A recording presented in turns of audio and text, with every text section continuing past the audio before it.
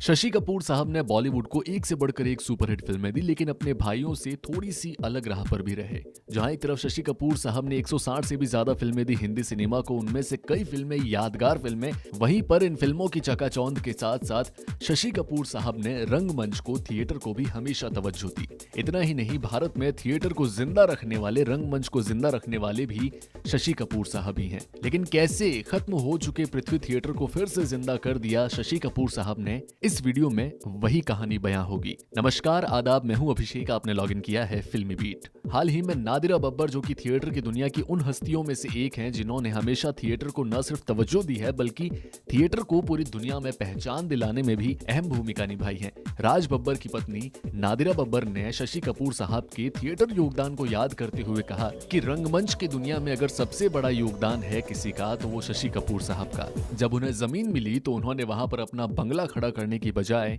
Theatre खड़ा किया, और वो थिएटर था पृथ्वीराज कपूर साहब का पृथ्वी थिएटर। लेकिन अपने पिता के सपने को पूरा किया शशि कपूर साहब ने, विरासत को आगे बढ़ाया शशि कपूर साहब ने। नादिरा कहती हैं कि अगर पृथ्वी थिएटर को शशि ने जिंदा नहीं किया होता तो हिंदी थिएटर को पूरे देश और दुनिया में इतना बड़ा सम्मान मिला ही नहीं होता। और आज बॉलीवुड जगत में ऐसे कई कलाकार हैं, कई ऐसे एक्टर्स हैं जो पृथ्वी थिएटर की ही देन है। आप में से बहुत सारे लोग शशि कपूर का बॉलीवुड में योगदान तो जानते होंगे, लेकिन बहुत कम लोगों को ये बात पता होगी कि अपने पिता पृथ्वीराज कपूर की विरासत को सही मायने में अगर किसी ने आगे बढ़ाया तो वो थे शशि कपूर साहब। चेहरे पर मुस्कुराहट लिए शर्मीले अभिनेता शशि कपूर साहब कला और रंगमंच के प्रति सच्ची निष्ठा रखते थे, और इसका सबसे बड़ा सबूत पृथ्वी थिएटर।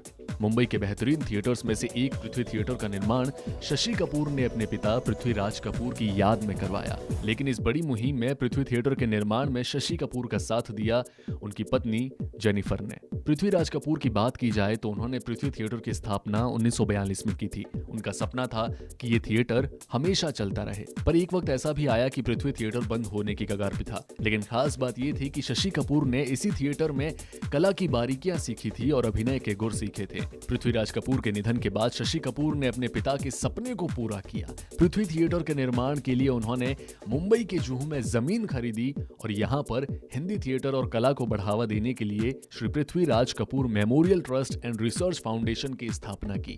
जी हाँ, पृथ्वी थिएटर का सही मायने में निर्माण करके अपने पिता की विरासत को आगे बढ़ाया शशि कपूर साहब ने।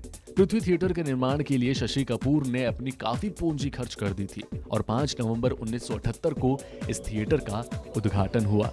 इस ऐतिहासिक थिएटर में पहला मंचन यानी कि जो पहला नाटक हुआ था वो था जीपी देशपांडे के नाटक उद्वस्था धर्मशाला का, जिसमें नसीरुद्दीन शाह, ओमपुरी और बेंजामिन गिलानी जैसे एक्टर्स थे।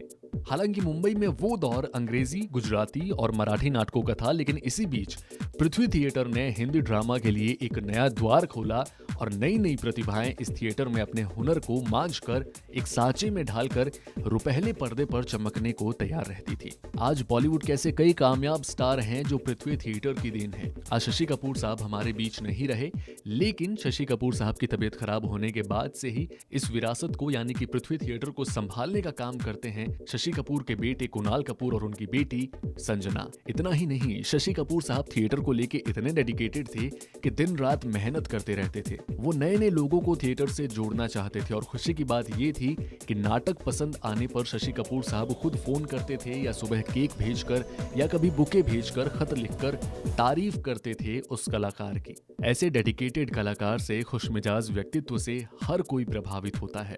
शशि कपूर साहब आज हमारे बीच नहीं, पर उनका ये डेडिकेशन और हिंदी थिएटर को विश्व मंच तक पहचान दिलाने वाले शशि कपूर साहब हमेशा देश की रगों में जिंदा रहेंगे। फिल्मी बीट के इस वीडियो में फिलहाल इतना ही। बॉलीवुड और टेलीविजन की दुनिया से जुड़ी इंटरेस्टिंग बातों को जानने के लिए सब्सक्राइब कीजिए हमारे चैनल फिल्मी बीट को।